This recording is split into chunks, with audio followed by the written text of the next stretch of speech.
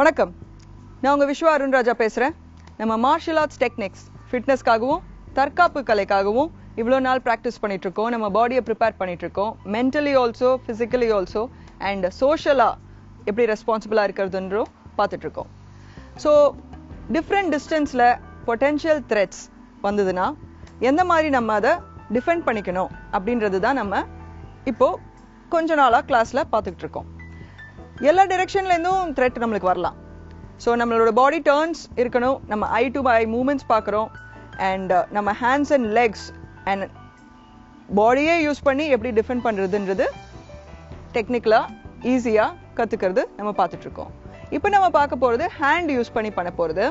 இப்போது நேற்றுக்கு கிளாஸில் பார்த்ததும் சரி, அதுக்கு முன்னாலேயும் சரி, சர்க்குலர் மூமெண்ட்ஸில் எப்படி நம்மளோட பவரை காமிக்க முடியுன்றத பார்த்தோம். இப்போ அந்த பாடி வெயிட்டோட இந்த சர்க்குலர் மூமெண்ட்ஸில் ஹேண்ட் யூஸ் பண்ணி இன்கேஸ் ஏதான ஒரு சுச்சுவேஷன், ஏன்னா எனக்கே இது நடந்திருக்கு.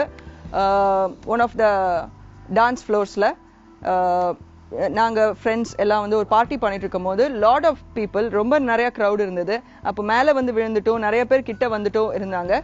ஸோ அந்த மாதிரி சுச்சுவேஷனில் நான் ரொம்ப அதை வந்து ஒரு சீன் கிரியேட் பண்ணி அடிக்காமல் ஜஸ்ட் என்ன டிஃபெண்ட் பண்ணிக்கிறதுக்காக மட்டுமே இந்த மூமெண்ட்ஸை யூஸ் பண்ணேன்.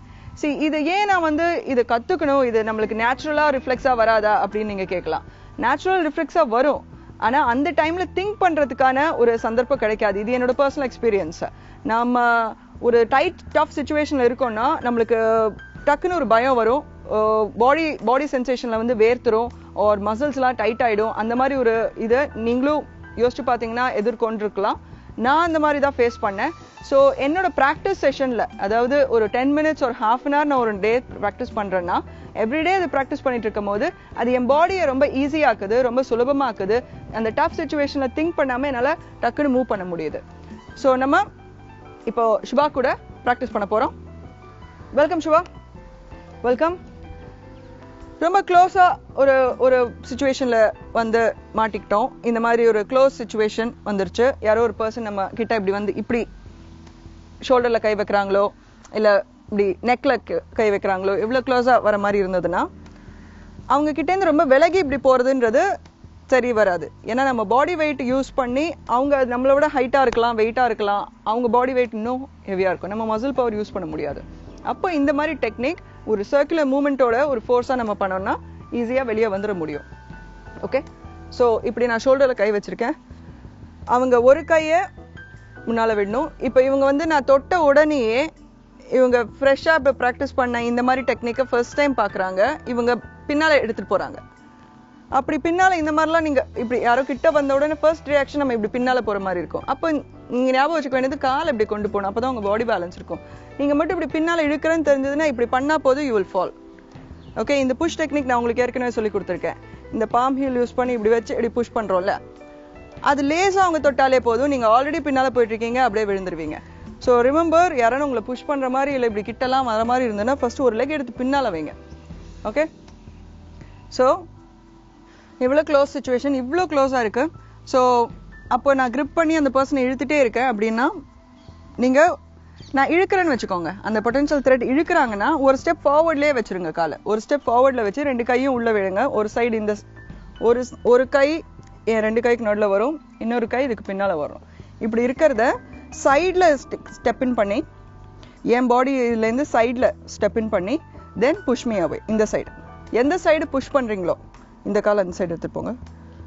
எடுத்துகிட்டு போய் உங்கள் என்டையர் பாடி அந்த சர்க்குலர் மூவ்மெண்ட் ஞாபகம் வச்சுக்கோங்க. இப்படி இருக்கீங்க, ஒரு பர்சன் இவ்வளோ க்ளோஸாக வந்துட்டாங்க, இப்படி க்ராஸ் பண்ணு. ஓகே, என் மேலே இப்படி கை வைங்க. இன்னும் க்ளோஸாக, இன்னும் க்ளோஸாக, இன்னும் க்ளோஸாக, இவ்வளோ க்ளோஸில் இருக்காங்க. ஓகே, இவ்வளோ க்ளோஸில் இருக்க பர்சன் அவங்க என்ன புல் பண்ணுறாங்க, அவங்க கிட்ட புல் பண்ணுங்க. அப்போது நான் ஒரு ரெசிஸ்ட் பண்ணி பின்னால் போகாமல் ஒரு லெக்கை முன்னால் இப்படி கொண்டு வந்து வச்சுட்டு ஒரு கை இப்படி உள்ளே விடுறேன், இன்னொரு கை வெளியில் இருக்குது. நான் எந்த டைரெக்ஷனில் தள்ளணுமோ, நான் இந்த டைரெக்ஷனில் தள்ளணும்னு நினைக்கிறேன்னா நான் என்னுடைய பாடி இப்படி டேர்ன் பண்ணி இப்படி பண்ணணும். ஸோ அந்த கிரிப்பை இப்படி விடுறதுக்கு. ஓகே, இப்போது நீங்கள் எந்த டைரெக்ஷனில் தள்ளணும்னு நினைக்கிறீங்களோ அந்த டைரெக்ஷனில் காலை எடுத்துகிட்டு போய் பாடியவே டேர்ன் பண்ணி, என்னை ஐ டு ஐ பார்த்துட்டே இருங்க, ஆனால் பாடியை டேர்ன் பண்ணி push me away. Okay, so இது ஒரு சர்க்குலர் மூமெண்ட்டான டெக்னிக். ஆனால் இது டாக்டிக்கலாக எப்படி பிடிக்கிறோன்றதை பொறுத்து தான். ஸோ 2 ஹேண்ட்ஸையும் யூஸ் பண்ணி பார்க்குறோம். இது ஒரு டெக்னிக். நெக்ஸ்ட் நம்ம பார்க்க போறது வைட்ல யாரோ அடிக்க வர மாதிரி ஒரு சிச்சுவேஷன், ஓகே, ஆர் எப்படியே வந்து கிராப் பண்ற மாதிரி ஒரு சிச்சுவேஷன். கீழே பார்க்கவே கூடாது. சி இன்ஸ்டன்ட் ரிஃப்ளெக்ஸ் இவங்களுக்கு. நான் இந்த மாதிரி சிச்சுவேஷன்ல இப்போ இவங்க கராட்டே ப்ராக்டிஸ் பண்ணாலும் சரி எது இருந்தாலும் இன்ஸ்டன்டா நான் இப்போ ரேண்டமா இவங்க கிட்ட இப்படி வரேன், ரேண்டமா வரும்போதே அவங்க டக்குன்னு கீழே பாக்குறாங்க. இதுதான் வேண்டான்னு சொல்றேன், இதுதான் நேச்சுரலா நடக்கும். அதுக்காக தான் இந்த ஒரு சின்ன டெக்னிக்ஸ் ப்ராக்டிஸ் பண்ணும்போது உங்களுக்கு நேரடியா அந்த கான்ஃபிடென்ட்டா இன்னொருத்தவங்களை பார்க்கக்கூடிய ஒரு கான்ஃபிடன்ஸ் கிடைக்கும். ஓகே, ஸோ நான் இவ்வளோ வைட் ஆங்கிள் இப்படி வரேன். ஸோ அவங்க இது பண்ணிட்டு ஒரு ஸ்டெப் பேக் வச்சு அவங்க பிளாக் பண்றாங்க. இப்போ ஒரு ஸ்டெப் ஃபார்வர்டு வச்சோ இல்ல டிஸ்டன்ஸை பொறுத்து அதே இடத்துல இருந்தோ அதே ஸ்லாப்பை ரொம்ப பவர்ஃபுல்லா இந்த டேர்னிங்கோட கொடுக்கணும். ஓகே, இருக்கீங்க? Alright, again S. ஓகே, நான் அடிக்கிற அதே டெக்னிக்கை அந்த அட்டாக்கர் கிட்டே இருந்து அவங்களும் கொடுக்குறாங்க. ஆனால் பாடி டேர்ன் ஆகணும் இப்படி. ஸோ எம்டியா ப்ராக்டிஸ் பண்ணுங்க. என் கையை அடிச்சு எஸ், அகைன் அடிக்கணும், இங்க பார்க்கணும். Yes, good. So I do I இப்போ இவங்க ப்ராக்டிஸ் பண்ணும்போது பார்க்குறீங்க, நம்ம ப்ராக்டிஸ் பண்ணும்போதே டிஃப்ரெண்டாக கீழெல்லாம் பார்ப்போம். அதை கான்ஷியஸாக நான் ஏன் சொல்லிட்டே இருக்கேன்னா, நீங்கள் ஸ்ட்ரெயிட்டாக ஸ்பைன் ஸ்ட்ரெயிட்டாக பார்த்து கான்ஷியஸாக இப்படி பாடி மூவ்மெண்ட் இப்படி பண்ணுறீங்க. ஓகே, மூவ்மெண்ட் இப்படி இருக்கு, லேஸாக இப்படி அடிக்கிறதுக்கும் இப்படி ஃபுல்லாக இப்படி பாடி டேர்ன் பண்ணி அடிக்கிறதுக்கும் இந்த வேஸ்ட் மூவ்மெண்ட்டோட அடிக்கிறதுக்கும் ஒரு டிஃப்ரென்ஸ் இருக்கு.